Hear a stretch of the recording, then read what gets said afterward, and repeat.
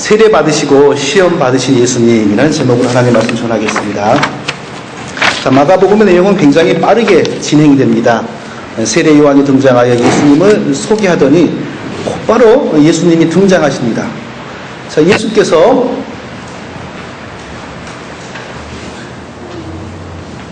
예수님께서 세례 요한이 회개의 세례를 베푸는 요단강으로 찾아가서 세례를 받으셨습니다. 그리고 나서 곧바로 성령에 이끌려 광야에 가서 마귀에게 시험을 당하십니다. 예수님이 남을 세례를 주시는 분이지 세례 받을 분이 아닌데 사람에게 세례를 받았죠. 그리고 마귀를 물리치시는 분인데 스스로 마귀에게 찾아가서 시험을 받았습니다. 굉장히 중요한 내용입니다. 여기에 어떤 의미가 있는지 살펴보겠습니다. 자, 첫 번째로 우리는 예수님은 왜 요단강에 가서 세례를 받으셨는가, 이 부분에 대해서 먼저 이해해야 합니다. 자, 많은 사람들이 이 부분을 그릇되게 해석하면서 어이없는 이야기를 하면서 우리의 믿음을 혼란하게 하고 있습니다. 자, 이게 제가 지금부터 하는 얘기는 꼭 목회자만 알아야 되는 얘기가 아니고요. 우리 모든 성도들이, 우리 모든 그리스도인들이 다 알아야 되는 이야기입니다.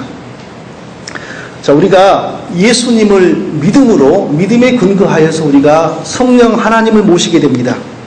성령 하나님이 우리 속에 오시는 순간 엄청난 일이 벌어지는데, 그것은 죽었던 우리 영혼이 다시 살아납니다.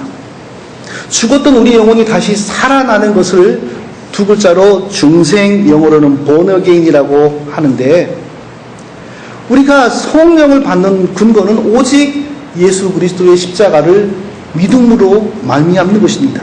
자, 예수님의 십자가를 믿음으로 성령 하나님을 모시게 되므로 우리가 성령 하나님으로 말미암아 죽은 영혼이 거듭나게 되는 것, 이것을 네 글자로 말하면 성령 세례 이렇게 말하고, 또 길게 말하면 성령으로 세례받는다 이렇게 말을 합니다. 이건 우리가 너무나도 중요한 것이기 때문에 알아야 됩니다.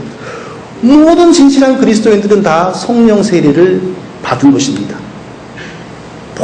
성령 세례를 받지 않고 하나님의 자녀가 될 수 있는 길은 결코 없습니다.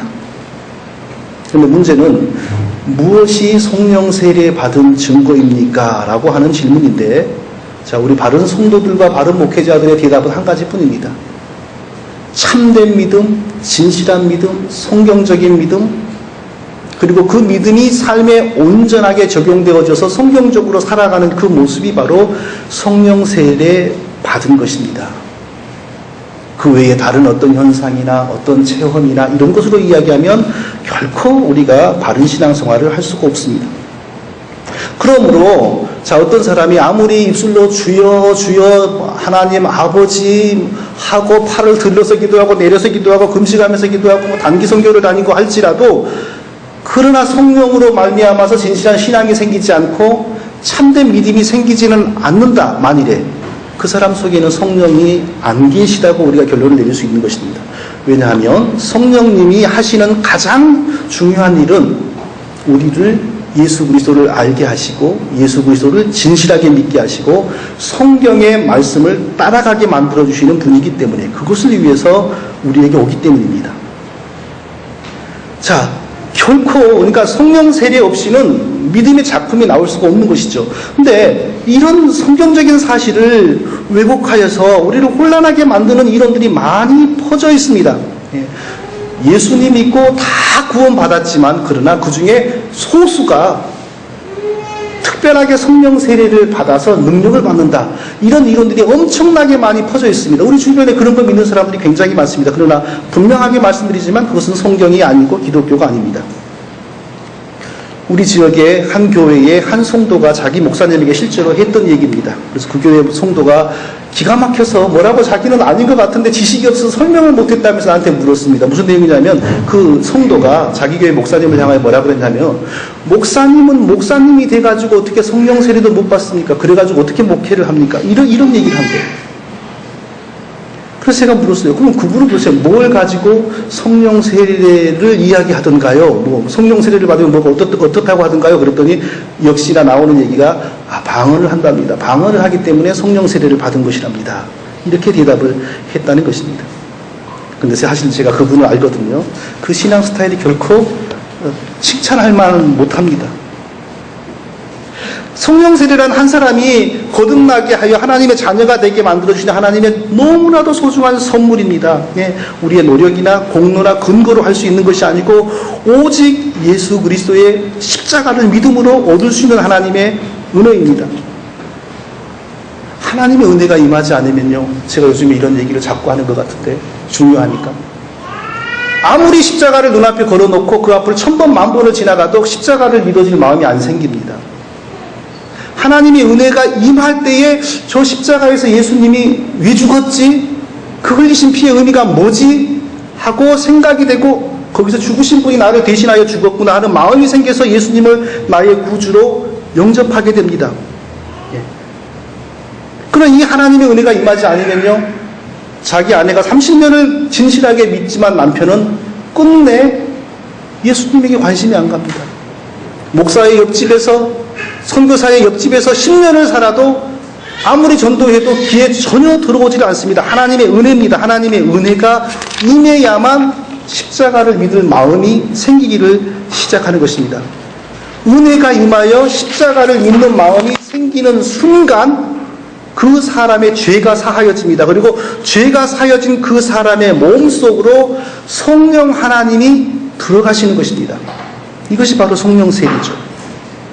세례 요한은 예수님을 소개할 때 이것을 다 미리 내다보고 뭐라고 말씀했냐면요, 뭐라고 설교를 했냐면은, 나는 너희에게 물로 세례를 주지만 잠시 후에 내 뒤에 오시는 진짜 그분은 너희에게 성령으로 세례를 줄 것이다.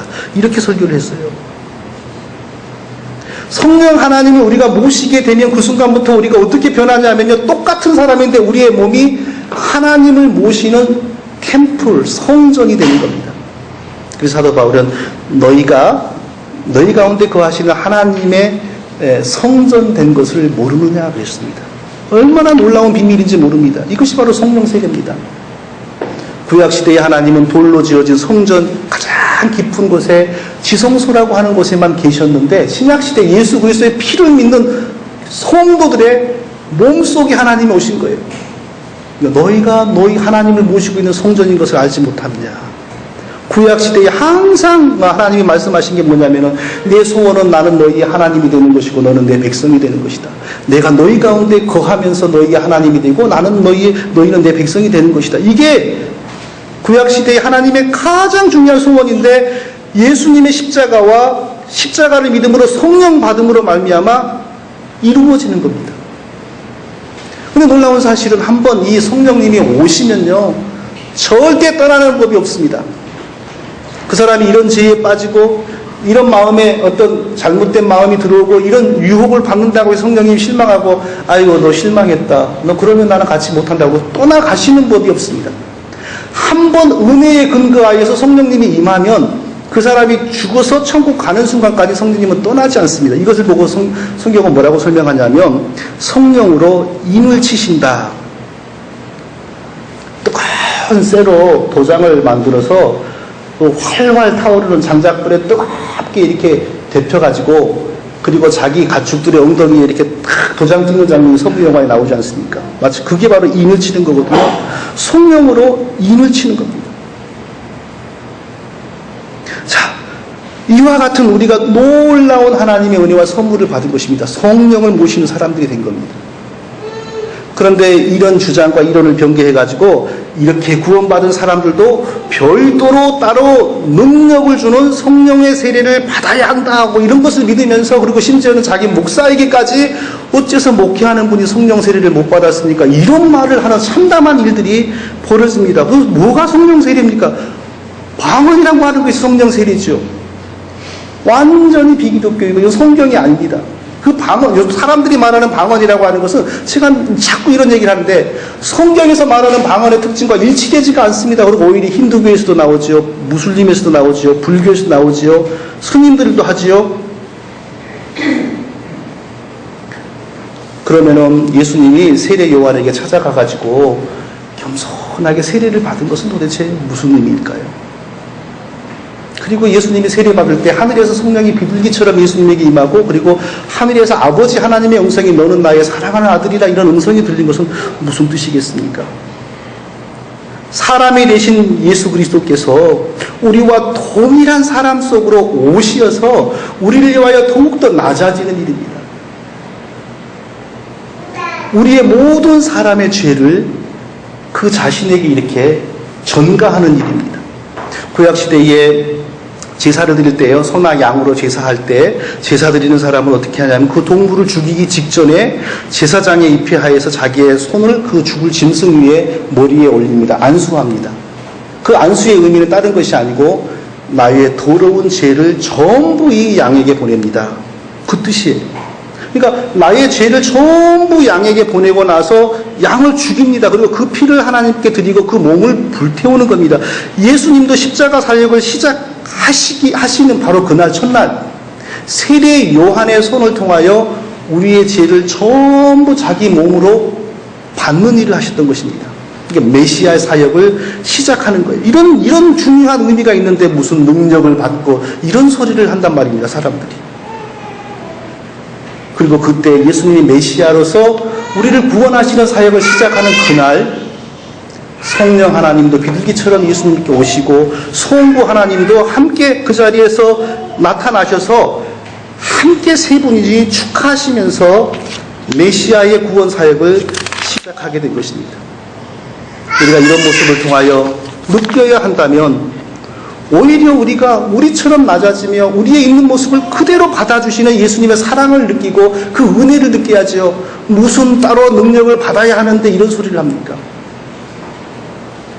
만일 예수께서 우리에게 내가 너희의 죄를 담당하긴 하는데 모든 것은 할 수가 없다. 너희들이 그래도 어느 정도 해결하고 그래도 좀 어느 정도 수준을 갖춰서 내게 와라 라고 했다면 우리가 어떻게 되겠습니까? 만약 우리에게 너는 그거밖에 안 되냐? 그래도 내 구원 받으려면 그래도 네가 스스로 어느 정도는 해야지. 그 모습을 어떻게 해? 나보고 어쩌란 말이냐? 이렇게 했다면 어떡하겠어요? 예수님 그러시지 않으세요. 우리 있는 모습 그대로 우리에게 어떤 허물이 있는지 어떤 부조화가 있는지 어떤 더러움이 있는지 따지지 않으셨어요. 무조건 우리의 모습을 그대로 받으시고 모든 것을 자기가 짊어지신 거예요. 그리고 십자가의 길을 가시는 것입니다. 얼마나 놀라운 은혜입니까? 그래서 예수 그리스도는 우리에게 하나님의 은혜입니다. 얼마나 놀라운 사랑입니까? 그래서 예수 그리스도는 우리에게 하나님의 사랑입니다. 성도 여러분, 우리가 이 은혜와 사랑을 깨닫고 살아가야 합니다. 그리고 우리가 어떤 모습으로 자라고 성장해야 되겠습니까? 이 은혜와 사랑의 깊이를 더 많이 이해하고 아무 공로 없는 우리를 구원하신 것에 대해서 감사하고 그 감사로 말미암아 자발적으로 우리 하나님을 사랑하고 헌신하는 그런 모습을 우리가 보여드려야 되는 것입니다. 이 은혜가 우리에게 더욱더 넘치기를 바랍니다.